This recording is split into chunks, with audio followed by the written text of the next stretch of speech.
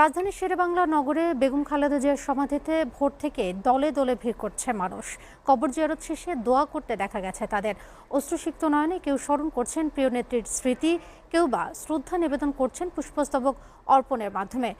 সমাধিস্থলে প্রাঙ্গণে আছে সহকর্মী শাহরিয়ার জামান দ্বীপ। সরাসরি চলে যাচ্ছি তার কাছে।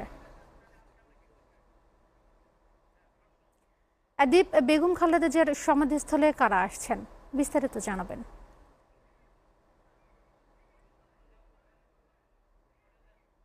নেতাকর্মী এবং সাধারণ মানুষ যারা আছে তারা কিন্তু এখানে আসছে এবং আমরা দেখতে পেয়েছি কিছু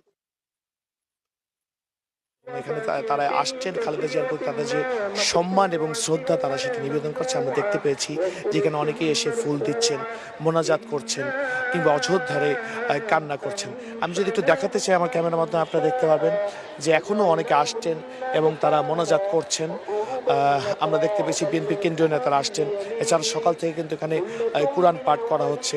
আমরা বিভিন্ন আলেম ওলামাদের দেখতে পেয়েছি তারা এসেছেন, কোরআন তেলাওয়াত করেছেন। এবং সাধারণ মানুষের কথা যদি বলতে চাই যে যেই মুহূর্তে আমি আপনাদের সাথে কথা বলছি এখনও কিন্তু সাধারণ মানুষ আসছে। অর্থাৎ গতকালকেও আমরা যে বিষয়টি দেখছি, বিশেষ করে গত 3 দিন ধরে আমরা যে বিষয়টি দেখতে পাচ্ছি যে সকাল থেকে রাত পর্যন্ত সাধারণ মানুষ কিন্তু এখানে অবস্থান করছেন। এবং জিয়াউর রহমান এবং খালেদা জিয়ার যে কবর দুটি রয়েছে সেটি কিন্তু ফুলে ফুলে ভরে গিয়েছে, যদি আমি আপনাদেরকে একটু দেখাতে চাই। এবং এখানে যারা আসছেন আমরা দেখতে পেয়েছি তারা ফুল নিয়ে আসছেন, তারা সম্মান জানাচ্ছেন, শ্রদ্ধা জানাচ্ছেন। কয়েকজনের সাথে আমরা কথা বলেছিলাম, তারা আমাদেরকে যেটি বলছেন যে এই যে খালেদা জিয়ার যে চলে যাওয়া, এটা আসলে কোনোভাবে তারা মেনে নিতে পারছে না। বিশেষ করে রাজনৈতিক অঙ্গনে তার যে শূন্যতা তৈরি হয়েছে এটি আসলে কখনো পূরণ করবার মতো নয়। তার এই মৃত্যুতে তারা বলছেন যে বাংলাদেশের জন্য একটি বিরাট ক্ষতি হয়ে গেল। বিশেষ করে আপনারা জানেন যে ফেব্রুয়ারি মাসে জাতীয় সংসদ নির্বাচন হবে, সেই নির্বাচনের আগে তার এই চলে যাওয়া আসলে কোনোভাবে তারা মেনে নিতে পারছেন না।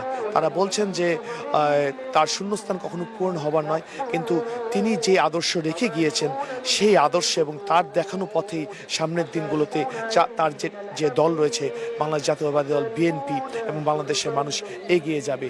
আমরা দেখতে পেয়েছি শুধু ঢাকার বাইরেও বিভিন্ন জায়গা থেকে কিন্তু এখানে নেতাকর্মীরা এসেছেন সম্মান এবং শ্রদ্ধা জানাতে। তারা বলছেন হয়তোবা তারা জানাজায় শরীক হতে পারেননি বা তার মরদেহটি শেষবারের মতো দেখতে পারেননি, এই জন্যই তারা এখানে তার কবরটি দেখতে এসেছেন, কবরটি জিয়ারত করছেন, কবরের সম্মান এবং শ্রদ্ধা জানাচ্ছেন, ফুলেল শুভেচ্ছা জানাচ্ছেন। আমরা দেখতে পেয়েছি বিএনপির কেন্দ্রীয় নেতারা আসছেন কিছুক্ষণ আগে এখানে যুবদলের পক্ষ থেকে শ্রদ্ধা নিবেদন করা হয়েছে। রুহুল কবির রিজভী এখানে এসেছিলেন, মহিলা দলের সদস্যরা এসেছিলেন।